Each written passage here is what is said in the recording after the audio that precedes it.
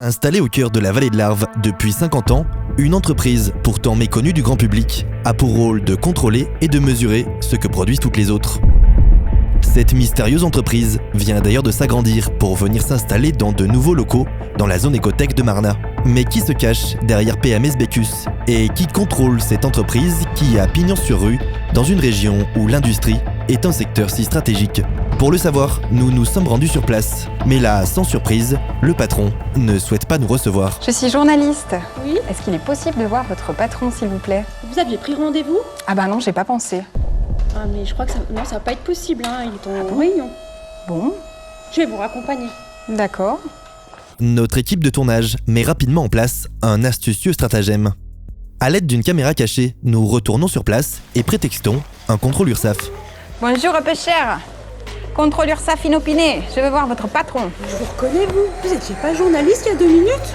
On se tire. Soudainement, à découvert, notre équipe prend la fuite. Bien décidés à percer les mystères de l'impénétrable PMS Becus, nous décidons alors de tendre un piège à la direction.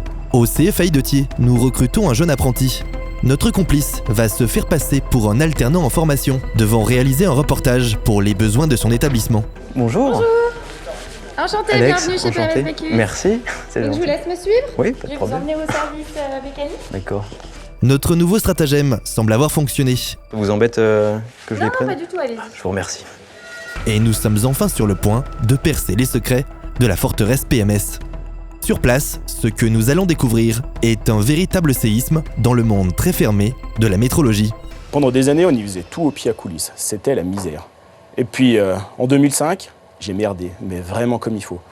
Alors, du coup, on avait le choix entre révéler la vérité et puis mentir. Finalement, mentir, ça arrangeait tout le monde, c'était pas si pire. La précision, on en fait tout un foin, mais finalement, qu'est-ce que ça change? Les Chinois font des pièces foirées depuis des années, ça les empêche pas de faire de la croissance. Ici, à PMS, on a une règle simple. Si ça se voit pas à l'œil nu, c'est que c'est pas bien grave. Notre faux stagiaire nous livre une succession de témoignages accablants. Par exemple, on a une grosse demande de précision dans l'aviation. Les gars sont soi-disant au micron. Bon, t'as vu la taille d'un avion? C'est quoi le délire? Il va pas tomber parce que la pièce fait 1 mm de plus. Sous couvert de fabriquer des appareils de mesure, nous découvrons en fait une véritable mafia de l'erreur. Vous voyez la différence entre ces deux pièces? Clairement, il y en a une qui est bonne, une qui est mauvaise. En soi, on va peut-être pas chipoter, c'est les deux mêmes. Nous, on a inventé une machine qui permet de certifier qu'elles sont bonnes toutes les deux. Comme ça, tout le monde est content. Notre métier aujourd'hui, c'est de compenser le manque de précision de nos clients. Parce qu'un décolleteur, au final, qu'est-ce qu'il cherche? Pas la bonne mesure. Lui, il cherche à fourguer ses pièces, quelles que soient les mesures, et c'est là qu'on intervient. Des machines à autocorrection d'erreurs inclusives pour permettre la certification de pièces fausses, un modèle économique d'un nouveau genre. Évidemment, plus le client est mauvais, plus il a besoin de nous. Et donc, plus la machine est chère. Et généralement, plus elle est chère, plus on fait en sorte qu'elle soit grosse. Nous avons cherché à comprendre comment le système fonctionne. On a inventé PMS Cloud, pour Professional Mistake Service. C'est le premier service de correction d'erreurs inclusif dans le cloud. Donc c'est le cloud des marges admises et ça nous permet en fait de transmettre les marges sur l'ensemble de notre réseau machine. Des appareils de mesure de haute technologie que PMS Becus a subtilement reliés au cloud, ce qui permet à ses ingénieurs de toutes les contrôler à distance. C'est relié en Wi-Fi à la machine de contrôle du client pour reporter chez lui le taux d'erreur. Il y a 2 types de fichiers.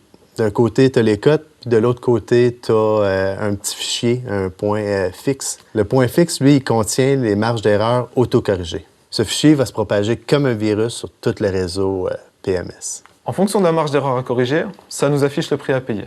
Le modèle économique, il est là. Plus le client est mauvais, plus ça nous rapporte. Un fichier secret qui inclut une marge d'erreur autorisée, financée par le client, et un réseau de machines connectées capables de l'appliquer, un système complexe et extrêmement bien pensé. Au final, comme toutes les pièces sont fausses, personne ne se rend compte de rien. Ce concept, on l'a déposé. Aujourd'hui, c'est simple. Personne d'autre que nous ne peut fabriquer des machines de mesure avec inclusion de la correction d'erreurs automatique. Un concept déposé et le business est lucratif. Donc tout cela nous crée un avantage concurrentiel énorme puisqu'en fait toutes nos machines sont synchronisées sur l'erreur.